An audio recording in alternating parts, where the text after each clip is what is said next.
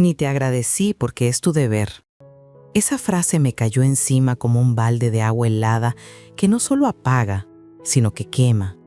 Me la repetí en la cabeza una y otra vez hasta sentir que cada palabra raspaba por dentro como si estuviera hecha de vidrio molido.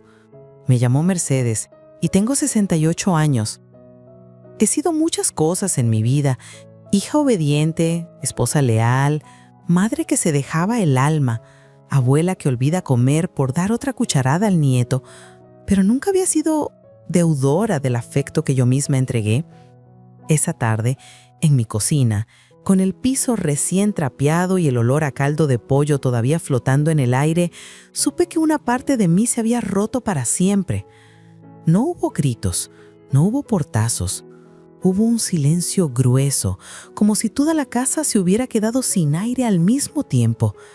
Recuerdo mis manos temblando sobre el mantel de flores, la taza de barro a medio lavar y una gota de agua corriendo lenta por mi muñeca, haciendo cosquillas, insistente, como si quisiera despertarme de una pesadilla que, por desgracia, era real.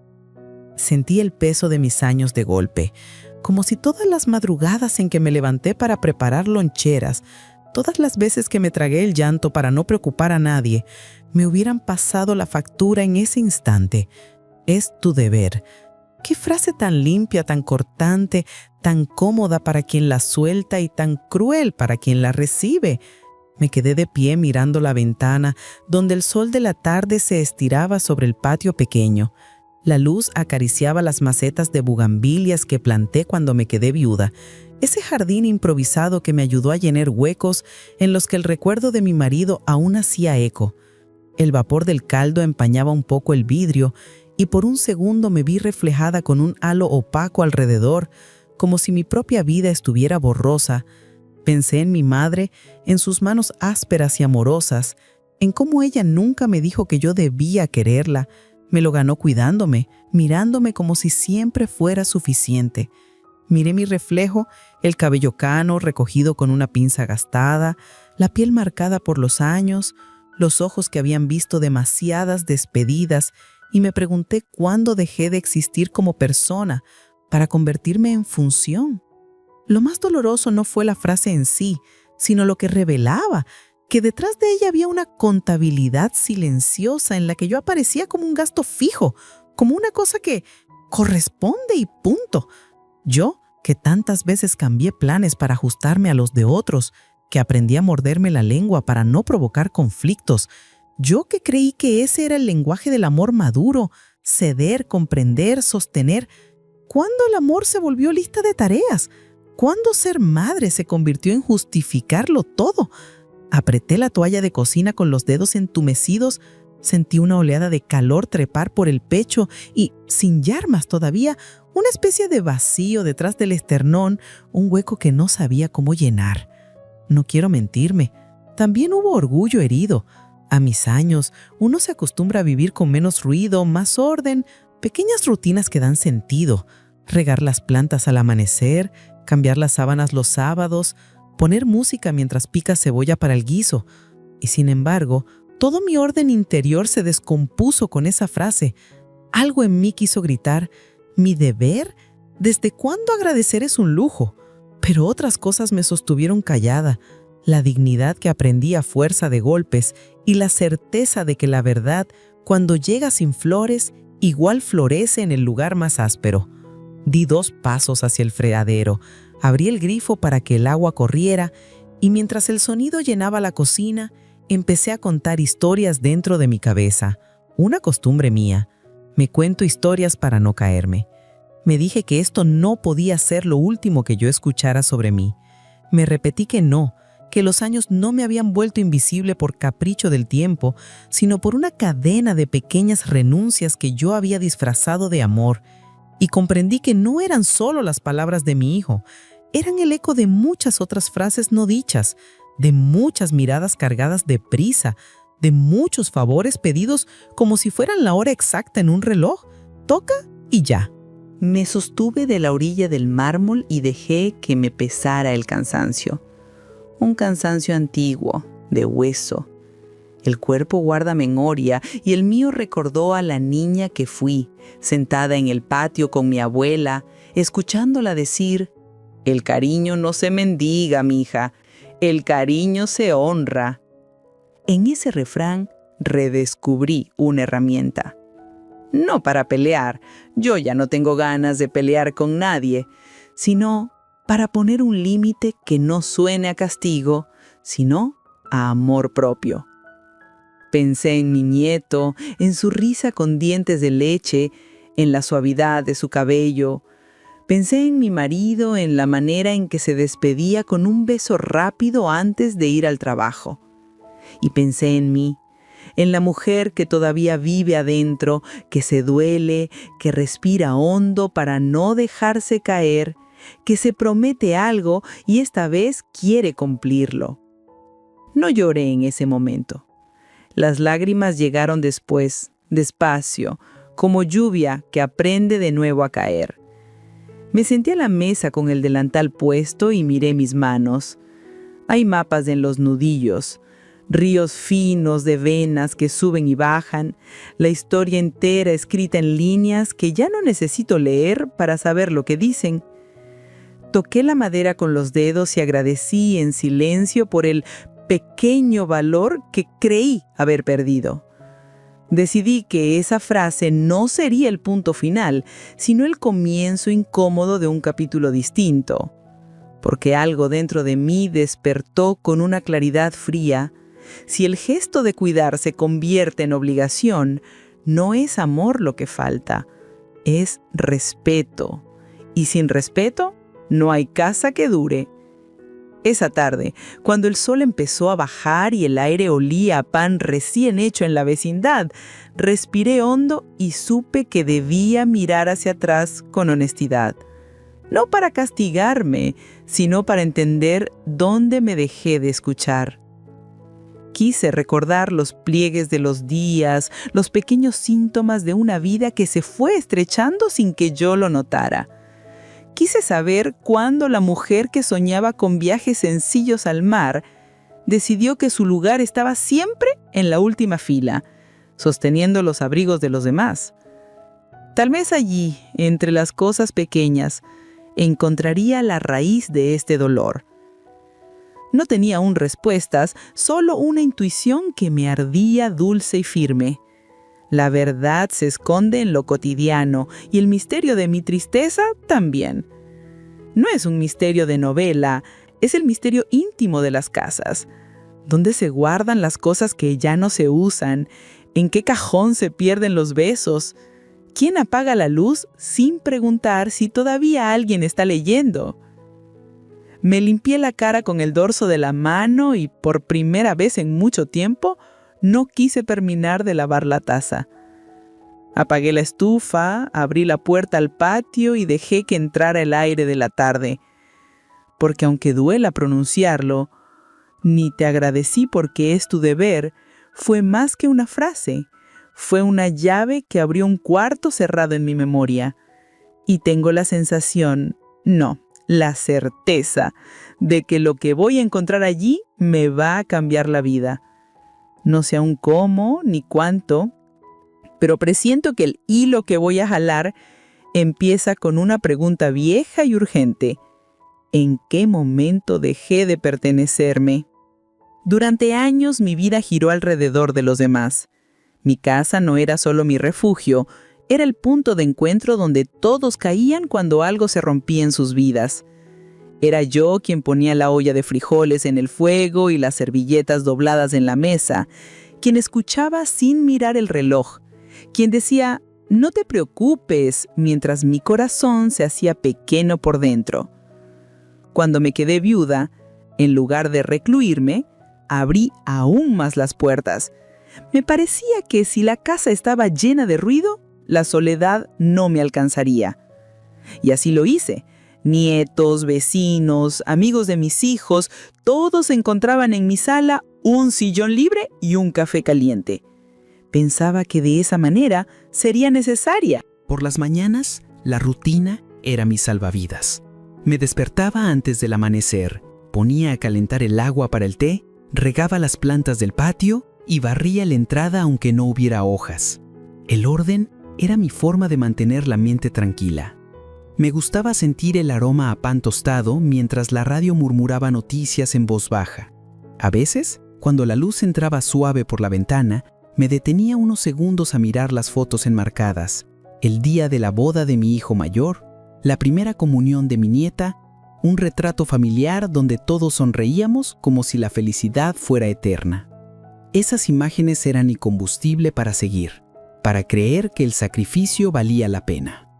Recuerdo que cuando mi hijo se mudó con su esposa, lo ayudé a empacar cada caja, a etiquetar con cuidado los frascos de especias, a doblar la ropa para que no se arrugara.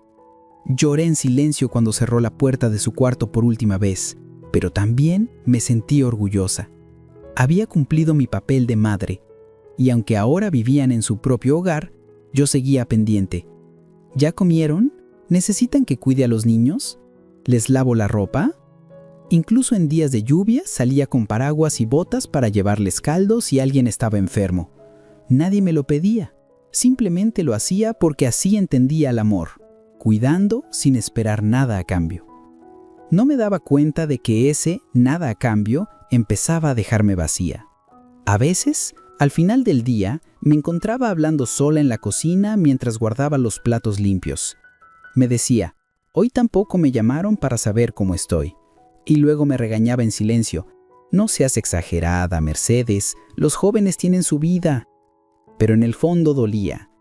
Dolía que las llamadas fueran solo para pedirme algo, que las visitas coincidieran con un favor pendiente, que mis cumpleaños pasaran casi desapercibidos, salvo por un pastel comprado deprisa. Mi vida era como un río que seguía fluyendo, pero no por mí, sino para sostener los barcos de los demás. Y lo hacía sin protestar. Los domingos eran los días de mayor movimiento.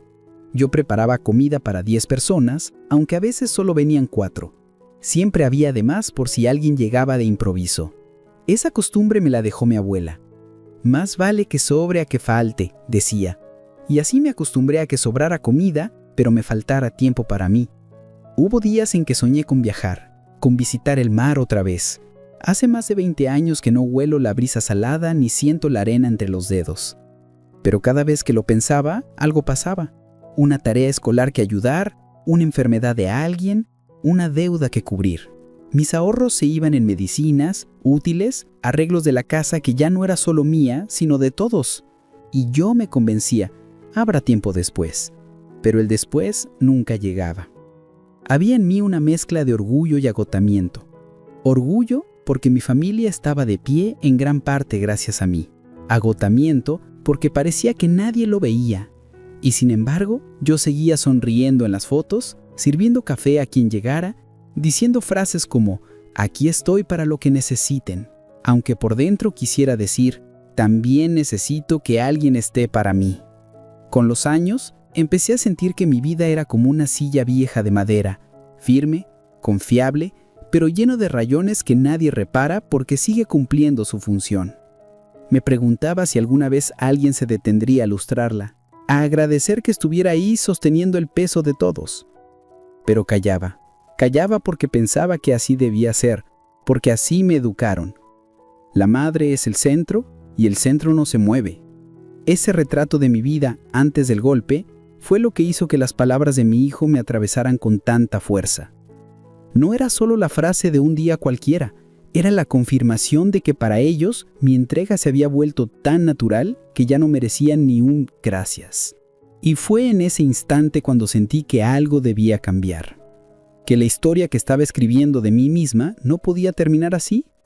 El día que mi hijo me llamó para que cuidara a su perro, yo estaba sentada en el patio deshojando manzanilla para hacer té. Era una tarde templada con el canto de los gorriones colándose entre las bugambilias. «Mamá, ¿puedes cuidar a Max unos días? Tenemos un viaje de trabajo y no quiero dejarlo en una pensión», me dijo con voz apurada. Ni siquiera dudé. «Claro, tráelo cuando quieras». Sentí en el pecho una mezcla de orgullo y ternura. Para mí era un honor que confiara en mí para algo tan importante como su mascota. No era solo un perro, era parte de su familia, y de alguna forma ese gesto me hacía sentir que todavía era indispensable. Max llegó esa misma noche, con su cama, su plato de acero, sus croquetas y una lista escrita a mano con horarios de comida, paseos y hasta qué palabras le gustaban escuchar. Sonreí al leerla. Mi hijo era más meticuloso de lo que recordaba. Me incliné para acariciar al animal, que movió la cola y me lamió la mano. «Vas a estar bien, Max», le dije en voz baja. Desde ese momento lo adopté como si fuera mío. Preparé un rincón especial en la sala, cerca de la ventana, para que pudiera ver el jardín. Al día siguiente, temprano, lo llevé a caminar por el parque y por un instante me sentí joven de nuevo, como cuando llevaba a mis hijos de la mano a la escuela. Al principio fue una compañía inesperada. Max me seguía por toda la casa, se echaba a mis pies cuando yo me sentaba a coser y me miraba con esos ojos redondos que parecían entenderlo todo. Pero pronto descubrí que cuidar de él no era tan sencillo. Las croquetas especiales se acababan rápido y tuve que ir a buscarlas a una tienda lejana porque no se conseguían en el mercado del barrio. El perro tenía una alergia en la piel y había que darle medicinas a ciertas horas. Algunas noches ladraba sin motivo y yo me levantaba en bata a calmarlo para que los vecinos no se quejaran. Todo eso lo hacía sin quejarme, como si fuera una extensión de mi papel de madre, como si de alguna forma cuidar a Max me devolviera un pedacito de la familia que ya no vivía bajo mi techo. Pasaron los días y luego las semanas. El viaje de unos días se convirtió en algo más largo. Llamadas rápidas de mi hijo me informaban que todavía no regresaban, que el proyecto de trabajo se había extendido. Yo asentía y decía, «No te preocupes, aquí todo está bien». Pero por dentro empezaba a sentir el peso. Hubo un día en que tuve que cancelar una consulta médica porque Max estaba enfermo y no podía dejarlo solo. Otro día no fui a la reunión de vecinas porque él tenía cita con el veterinario. Mis amigas empezaron a bromear diciendo que yo tenía nuevo bebé. Y aunque sonreía, por dentro sentía un nudo en la garganta. Hacía mucho que nadie dependía de mí tan de cerca, y ahora que alguien lo hacía, no había quien me preguntara si yo también necesitaba ayuda. Recuerdo una noche particularmente difícil. Max tuvo fiebre, no quiso comer y pasó horas gimiendo. Lo cargué en brazos como si fuera un niño, lo arropé con una cobija tibia y recé para que aguantara hasta el día siguiente para poder llevarlo al veterinario. Me dolían los brazos, me dolía la espalda, pero sobre todo me dolía la certeza de que nadie sabía lo que estaba pasando. Que en la casa del otro lado de la ciudad, mi hijo y su esposa probablemente estaban cenando tranquilos sin imaginar que yo estaba velando al perro con los ojos llenos de lágrimas. Sin embargo, no dejé de cumplir cada indicación de la lista. Me aferré a ese compromiso como quien se aferra a una cuerda para no caerse. En el fondo pensaba que cuando regresaran se sentirían agradecidos, que me abrazarían y me dirían que yo era insustituible. Me imaginaba la escena, mi nieto sonriendo, mi hijo con un gracias en la boca, mi nuera entregándome un pequeño regalo en señal de gratitud. Esa ilusión era lo que me mantenía de pie. No me daba cuenta de que estaba poniendo expectativas sobre algo que para ellos quizá era rutina, algo que para mí era sacrificio y para ellos simple logística. Cada mañana, mientras servía las croquetas en el plato, me miraba en el reflejo del microondas y me decía, «Esto es amor, Mercedes. No lo hagas esperando nada». Y aunque lo repetía, había un rincón de mi corazón que anhelaba reconocimiento.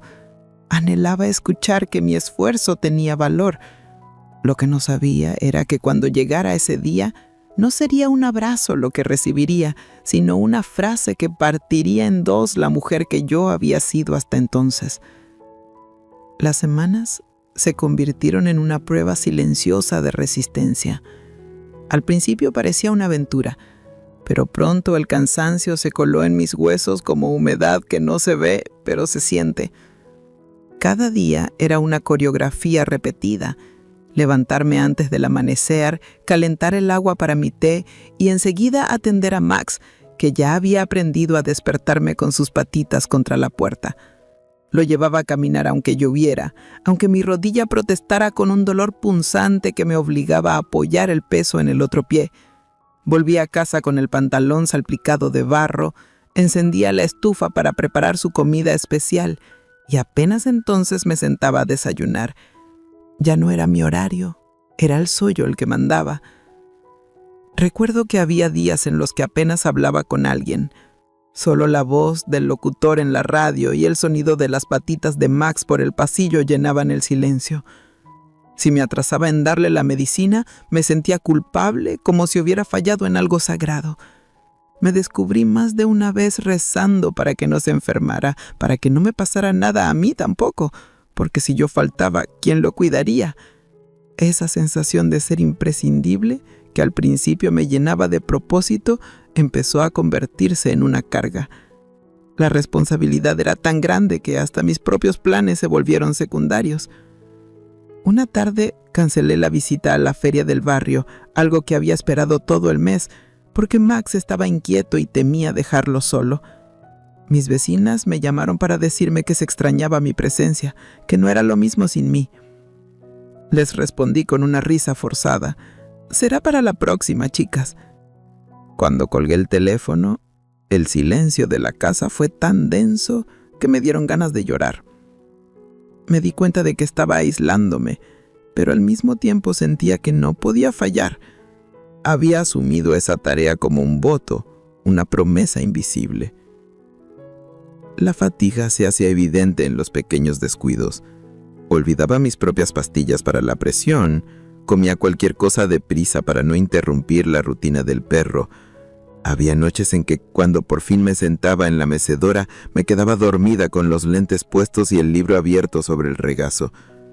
A veces soñaba que alguien entraba por la puerta y me decía: «Ya llegué, descansa».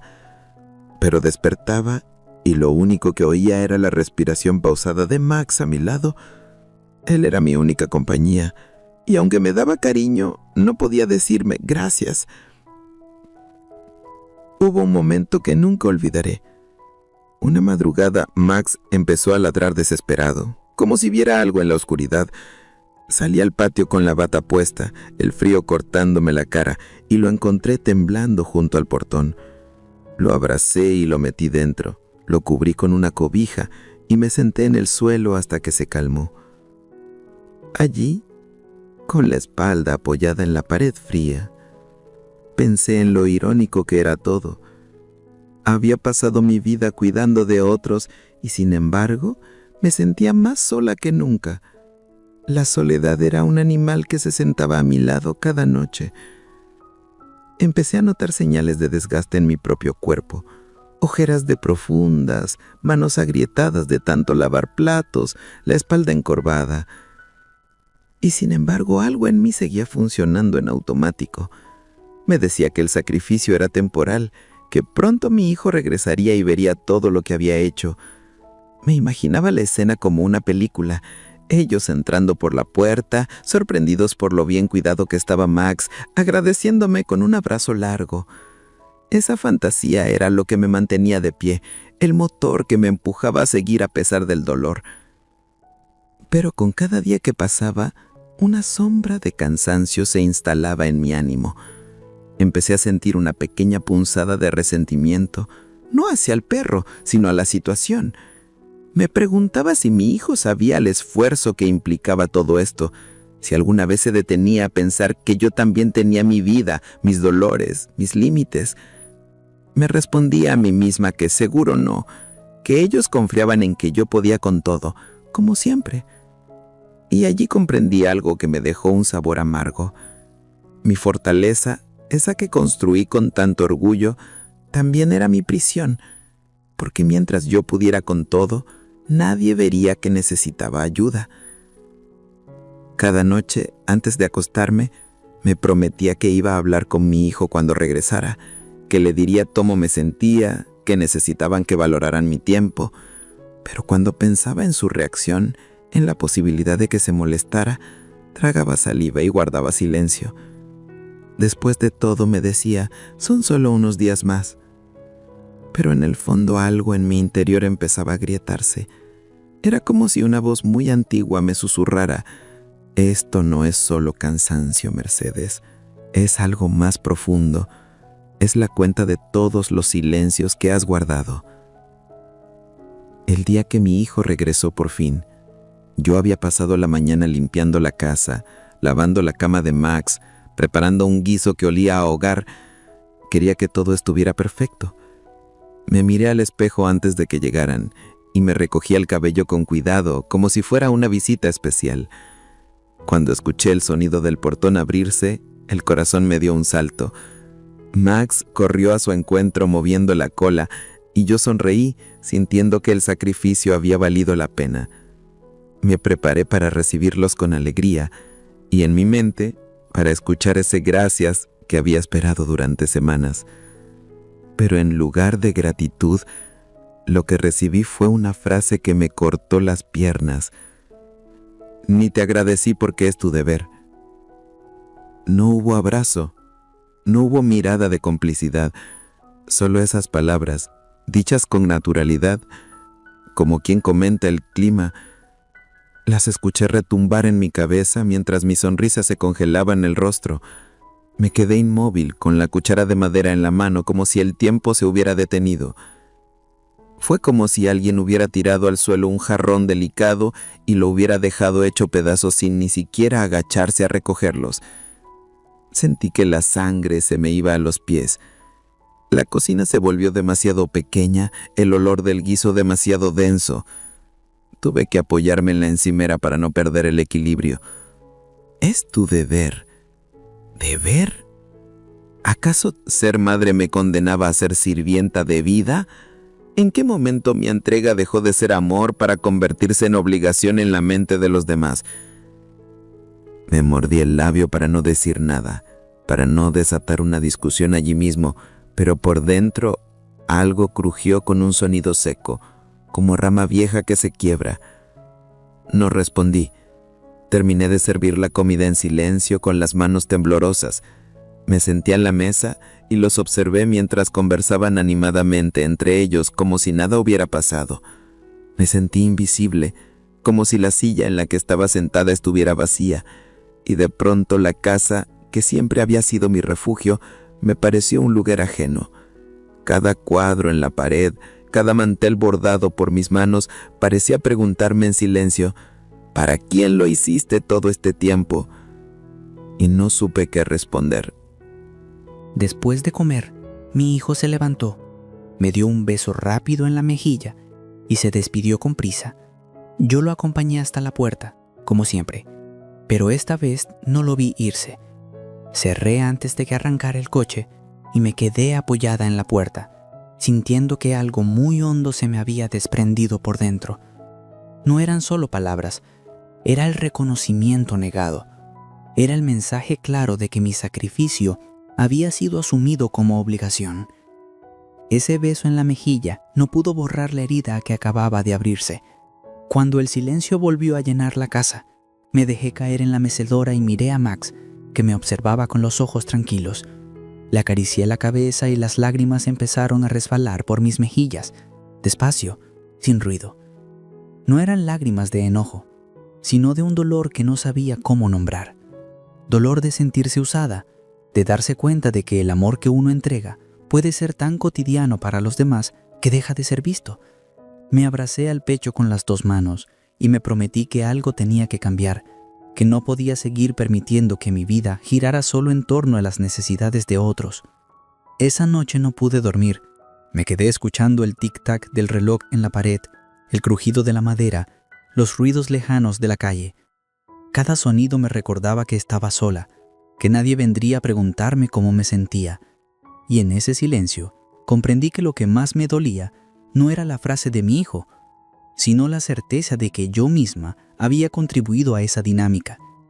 Había dicho que sí tantas veces, había callado mis propios deseos, que ahora mi voz ya no se escuchaba ni en mi propia casa.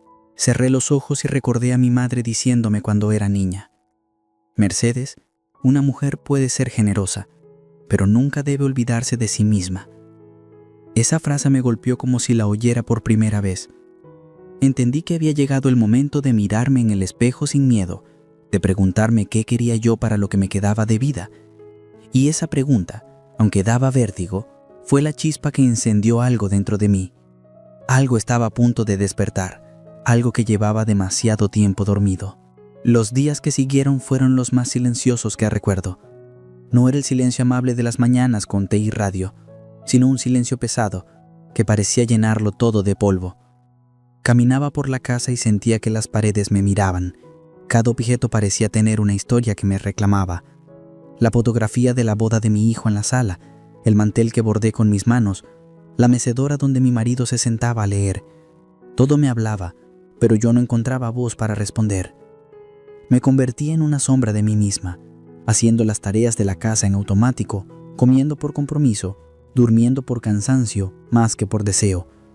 Hubo tardes enteras en que me sentaba en la mesa de la cocina con una taza de café frío entre las manos, mirando el vacío. La frase «es tu deber» me regresaba una y otra vez, como un eco que se niega a desaparecer. Intentaba justificar a mi hijo. Está estresado por el trabajo, no lo dijo con mala intención, quizá no se dio cuenta. Pero cuanto más lo pensaba, más comprendía que no era solo esa frase la que dolía, era todo lo que ella representaba. Años de favores asumidos, de disponibilidad infinita, de ponerme en último lugar.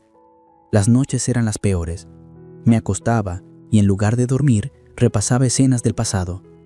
El día que vendí mis joyas para ayudarle a abrir su primer negocio, las veces que me quedé cuidando a los nietos para que ellos pudieran salir de viaje, los cumpleaños en los que preparé comida para todos, aunque yo misma no tenía ganas de celebrar. Cada recuerdo era como una piedra que se acumulaba en el pecho. No había lágrimas suficientes para drenar ese peso. Un día encontré en un cajón una caja con cartas antiguas de mi marido. En una de ellas me decía: «Nunca olvides que eres el corazón de esta casa, pero también mereces latir para ti misma». Esa frase me desarmó. Me di cuenta de que había construido mi identidad en torno a ser el sostén de los demás, pero había olvidado sostenerme a mí. Me pregunté cuándo fue la última vez que hice algo solo porque me diera alegría, sin pensar en la utilidad para los otros. No supe responder. La culpa también apareció disfrazada de preguntas. ¿Será que soy egoísta por sentirme así? ¿Acaso no es normal que una madre ayude siempre? ¿Estoy exagerando?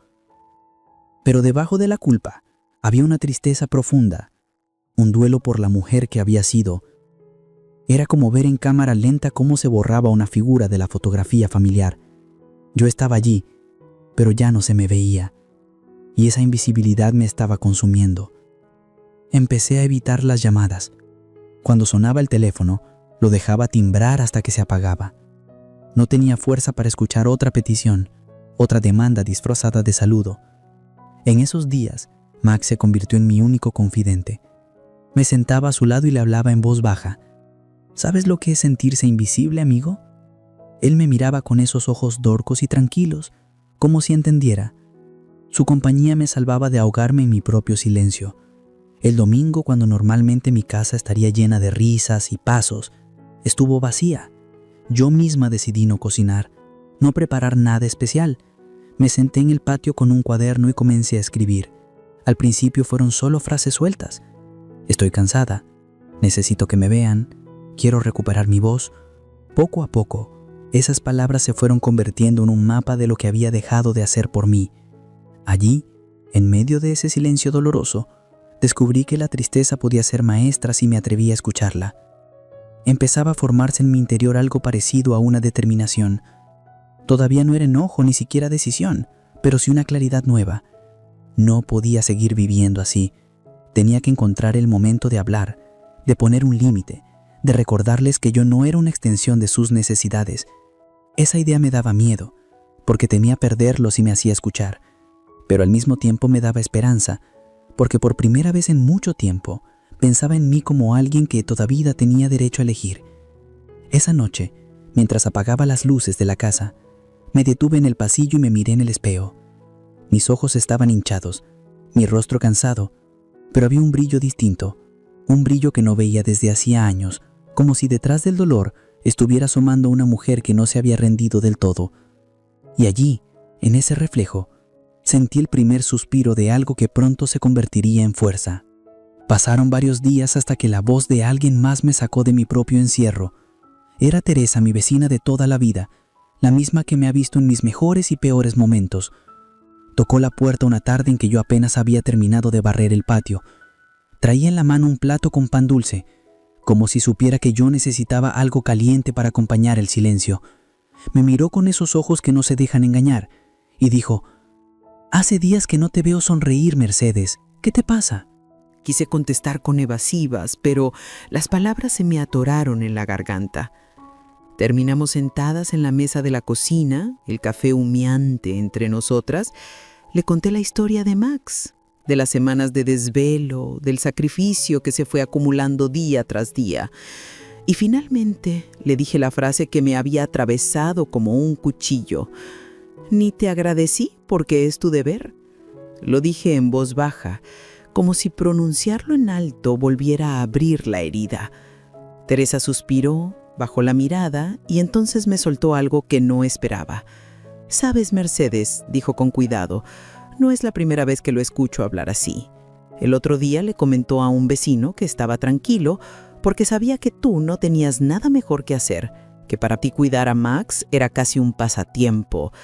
Sus palabras me cayeron como una bofetada. Sentí un calor subirme por la cara, una mezcla de vergüenza y rabia contenida. No solo era la frase de ese día, era la confirmación de que, para él, mi tiempo valía tan poco que podía disponer de él sin siquiera preguntarse si yo tenía planes, sueños, necesidades. Me quedé silencio por un largo rato. Teresa me tocó la mano y me dijo: «Tú no eres su sombra, Mercedes. Has sido madre, esposa, amiga, pero también eres mujer. Y mereces que te vean como algo más que un servicio disponible». Esa frase encendió algo en mí. No era la primera vez que alguien me decía que pensara en mí misma, pero era la primera vez que sentía que esas palabras tenían urgencia. Era como si de pronto viera mi vida desde fuera, yo corriendo detrás de las necesidades de todos, sin detenerme nunca a preguntarme si alguien corría detrás de las mías. Después que Teresa se fue, me quedé sentada en la mesa mirando el pan dulce que ni siquiera había probado. La rabia se transformó en una tristeza más profunda, de esas que hacen que uno respire hondo para no romperse. Pero en medio de esa tristeza había también una chispa de claridad. Por primera vez en mucho tiempo sentí que tenía que hacer algo diferente, que no podía seguir siendo la mujer que espera en silencio a que la reconozcan. Si ellos no iban a ver mi valor, tendría que empezar a verlo yo. Esa tarde abrí el armario donde guardo las cajas de recuerdos y saqué un álbum de fotos antiguas. Allí estaba yo a los 20 años, con un vestido de flores, sonriendo frente al mar. Estaba mi marido joven, con esa mirada segura que siempre me hacía sentir protegida. Pasé las páginas despacio, como quien revisa las huellas de su propia vida, y en cada foto veía a una mujer que se había ido borrando poco a poco, cediendo lugar hasta casi desaparecer. Me prometí que esa mujer tenía que volver, que aunque ya no tuviera 20 años, aún había tiempo para rescatarla. Esa noche dormí poco, pero por primera vez en semanas no lloré. Me quedé despierta pensando en lo que Teresa me había dicho, en la ligereza con la que mi hijo había hablado de mí, y sentí algo nuevo. No era odio, no era rencor, era una determinación serena de que esa sería la última vez que alguien decidiera por mí sin preguntarme. Era hora de levantar la voz, aunque temblara al hacerlo. Era hora de empezar a caminar en dirección a mí misma, aunque los primeros pasos dolieran. Esa mañana desperté antes del amanecer. La casa estaba en silencio absoluto, pero no era el silencio que me pesaba días atrás, sino uno diferente, expectante, como si el aire estuviera aguardando a que algo sucediera. Me levanté despacio, fui al patio y me quedé mirando cómo el cielo pasaba de azul oscuro a un tono rosado suave. Hacía mucho que no veía un amanecer así. Tomé una bocanada de aire frío y sentí algo moverse dentro de mí, como una puerta que se abre despacio después de estar mucho tiempo cerrada. Entré a la casa y en lugar de encender la radio, me senté en la mesa de la cocina con papel y lápiz. Comencé a escribir sin pensar demasiado. Quiero volver a sentirme viva. La frase salió casi sola, como si alguien más la hubiera dictado. Luego vinieron otras. Quiero dejar de pedir permiso para existir. Quiero que mi voz vuelva a tener peso. Cada palabra era como un ladrillo que ponía para reconstruirme. Era la primera vez en años que me preguntaba ¿qué quería yo? No qué necesitaban los demás. Abrí el viejo baúl donde guardo cartas, diarios y recuerdos. Allí estaban las notas que mi marido me dejaba cuando viajaba por trabajo. No dejes de ir al cine con las amigas. Cómprate ese vestido rojo que te gusta. Prométeme que vas a seguir bailando aunque yo no esté. Leí cada una con lágrimas en los ojos. Me di cuenta de que él siempre había querido que yo fuera algo más que la mujer que cuidaba de todos. Y sin embargo, yo había convertido el sacrificio en mi identidad. No porque alguien me lo ordenara, sino porque en algún momento confundía el amor con la renuncia total. Decidí hacer algo simbólico. Fui al espejo del pasillo, ese que apenas miraba de reojo, y me observé con detenimiento. Vi las cainas, las raguras, las manchas en la piel, pero también vi la mujer que había sobrevivido a pérdidas, que había criado hijos, que había trabajado hasta el cansancio, y seguía en pie. Y le hablé en voz baja. Mereces algo más, Mercedes. Mereces que te escuchen. Sentí un nudo en la garganta, pero también una pequeña llama de orgullo que se encendía por dentro. Ese mismo día saqué la ropa que ya no me quedaba o que nunca me había gustado y la puse en una bolsa para donar. Era un gesto pequeño, pero para mí significaba espacio nuevo, lugar para algo diferente. Preparé mi desayuno favorito, pan dulce con mantequilla y café recién colado, y lo disfruté despacio, como un ritual. Por primera vez en mucho tiempo no sentí culpa por ocupar ese tiempo solo para mí. Más tarde, escribí una lista de cosas que me daban alegría: caminar por el parque, tomar clases de bordado, visitar a mi hermana en el pueblo o ver películas antiguas con mis amigas. Era una lista sencilla, pero era mía. Y mientras la escribía, sentí cómo la tristeza que me había tenido inmóvil empezaba a transformarse en impulso. Era como si mi propio cuerpo me dijera: ya basta de esperar, es hora de moverse. Esa noche, antes de dormir, encendí una vela y me quedé mirándola arder. Pensé en la frase que me había herido tanto y comprendí que no podía deshacerla, que ya había sido dicha. Pero sí podía decidir que no fuera la última palabra sobre mí. Sonreí, una sonrisa pequeña pero sincera, y me prometí que a partir de ese día iba a empezar a elegir con más cuidado en qué gastar mi tiempo, mi energía y mi amor. No sabía exactamente cómo iba a hacerlo, pero esa incertidumbre ya no me daba miedo. Era una sensación parecida a la que sentí la primera vez que enseñé a caminar a mi hijo. Miedo de que se cayera, pero también emoción de verlo dar su primer paso. Ahora era yo la que estaba aprendiendo a caminar de nuevo, y aunque mis rodillas temblaran, estaba dispuesta a seguir. Esa madrugada dormí con el corazón un poco más liviano, y en mis sueños, en lugar de sentirme invisible, me vi a mí misma de pie en un campo abierto, con el viento en el rostro, avanzando despacio pero firme. Era la imagen más clara que había tenido en semanas. Yo moviéndome hacia algo que todavía no conocía, pero que sabía que era mío. Los días siguientes fueron distintos. No hubo un gran anuncio ni un enfrentamiento dramático. Mi cambio empezó en silencio, casi como un secreto entre mi corazón y yo. Me levantaba a la misma hora de siempre, pero en lugar de correr a atender las necesidades de otros, me tomaba un momento para sentarme en el patio, sentir el aire fresco y agradecer por el día que comenzaba. Ese pequeño ritual se convirtió en mi recordatorio de que yo también existía, de que mi vida no era solo un apéndice de la de mi familia. Una mañana, cuando mi hijo me llamó para preguntarme si podía ir a su casa a ayudar con unas reparaciones, respiré hondo antes de responder. Por primera vez en mucho tiempo dije, no puedo, tengo otros planes.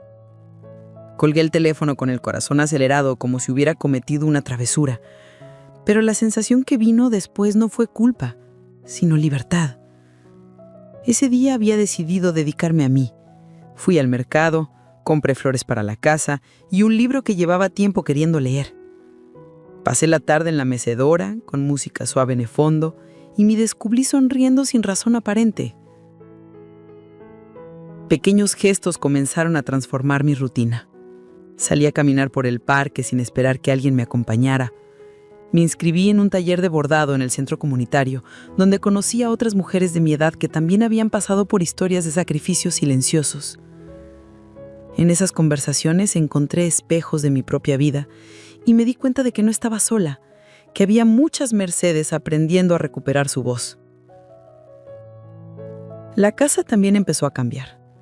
Dejé de cocinar para multitudes cada domingo y empecé a preparar solo lo que yo quería comer. Dejé de tener siempre las puertas abiertas, de estar disponible en cualquier momento.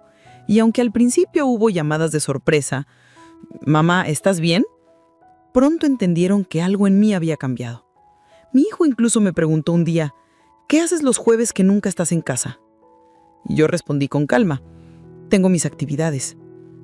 Fue extraño ver en su rostro un gesto de desconcierto, pero también de respeto. No fue un proceso libre de dudas. Hubo noches en que me pregunté si estaba siendo egoísta, si mi familia pensaría que ya no los quería igual. Pero entonces me miraba al espejo y recordaba que quererme a mí misma también era parte de quererlos, porque si yo seguía pagándome, no habría nada que darles. Esta comprensión se convirtió en mi brújula. Cada decisión que tomaba debía devolverme un pedacito de mi vida. Una tarde, mientras ordenaba el armario, encontré un vestido que hacía años no usaba, uno de color esmeralda que mi marido adoraba. Me lo probé frente al espejo y sentí algo que había olvidado, el simple placer de arreglarme para mí. Esa misma noche fui a cenar con Teresa y otras vecinas. Reímos, compartimos historias y me sorprendió descubrir que podía hablar de mis dolores sin sentir vergüenza. Era como si el peso que había cargado durante tanto tiempo se estuviera deshaciendo, trozo por trozo. No le conté a mi hijo todos estos cambios, no por ocultarlo, sino porque sentía que no necesitaba explicarlo. Era mi proceso, mi regreso a mí. Y mientras más avanzaba, más claro tenía que cuando llegara el próximo pedido o la próxima situación que me colocara en segundo plano, yo iba a responder de otra manera. No con rabia, no con reproches, sino con la firmeza tranquila de quien sabe lo que vale. Esa certeza se convirtió en mi plan silente. Recuperar mi vida sin hacer escándalo, sin buscar venganza, solo reconstruyendo cada día un espacio para mí. Era mi forma de rebelión pacífica, mi manera de enseñarle al mundo y a mí misma que yo también merecía tiempo, cuidado y respeto. El momento que había imaginado tantas veces llegó sin que yo lo buscara. Era un sábado por la mañana, cuando mi hijo llamó, su voz con ese tono urgente que yo conocía tan bien. «Mamá, ¿puedes quedarte con los niños este fin de semana? Tenemos un compromiso importante». La vieja Mercedes habría dicho que sí sin pensarlo, habría corrido a preparar la casa y la comida favorita de los nietos. Pero la mujer que ahora me habitaba respiró profundo antes de responder. «Lo siento, hijo», dije con voz serena. «Este fin de semana tengo otros planes». Hubo un silencio largo del otro lado de la línea, como si mi respuesta no encajara en su idea de mí. «¿Planes? ¿Qué planes?», preguntó al fin, casi incrédulo. Sonreí. No de burla, sino de certeza. Y respondí, «Planes conmigo misma. Voy a salir de la ciudad, a visitar a tu tía Anita y pasar unos días con ella». Mi hijo tardó unos segundos en reaccionar, luego solo dijo, «Entiendo, que lo disfrutes». Colgué el teléfono con las manos temblando, pero no de miedo. Era la adrenalina de haber puesto el primer límite claro de mi vida. Ese fin de semana fue diferente a todos los demás. Tomé el autobús, Miré por la ventana el paisaje pasar y me sentí ligera. En casa de mi hermana reímos, cocinamos juntas, hablamos hasta la madrugada. Me sentí vista, escuchada, parte de algo sin tener que estar cargando con todo. Volví a casa con el corazón renovado y la certeza de que algo había cambiado de manera definitiva. Cuando regresé, mi hijo vino a visitarme. Me observó con una expresión que no supe descifrar al principio. Había algo de curiosidad, algo de incomodidad y también un respeto que nunca había visto en sus ojos. «Mamá, te noto diferente», me dijo. «Lo estoy», respondí sin dudar. Decidí cuidar de mí también. No hubo discusión, no hizo falta. Sus hombros se relajaron y me abrazó, un abrazo más largo de costumbre, uno que parecía decir sin palabras, «Te veo». No hubo reproches, no hubo cuentas pasadas. Esa fue mi revancha, que mi hijo aprendiera a mirarme de nuevo, que entendiera que yo no era un recurso inagotable, sino una mujer con vida propia. La victoria fue silenciosa pero poderosa, no porque lo hubiera hecho sentir culpable, sino porque había reclamado mi espacio sin gritar. Ese día supe que mi relación con él estaba entrando en una nueva etapa, una en la que mi voz tendría lugar en la mesa. Esa noche, mientras me sentaba en el patio con una taza de té, sentí una paz que hacía años no me visitaba. Miré las bugambilas floreciendo y pensé que yo también estaba floreciendo, a mi manera, en mi tiempo. Recordé la frase que me había herido tanto y entendí que, aunque no podía borrarla, ya no me definía. Lo que me definía ahora era esta serenidad, esta sensación de haberme encontrado de nuevo. Y ahí, en medio del silencio de la noche, me dije en voz baja, perdonar no es olvidar lo que pasó, es decidir que no va a seguir doliendo. Cerré los ojos y sonreí. Por fin entendía que mi poder no estaba en hacer que los demás se sintieran mal, sino en vivir de una forma que me hiciera sentir bien a mí. La revancha no fue gritar ni vengarme, fue recuperar mi dignidad en silencio y mostrarles con hechos que una madre también tiene derecho a ser dueña de su tiempo y de su alegría.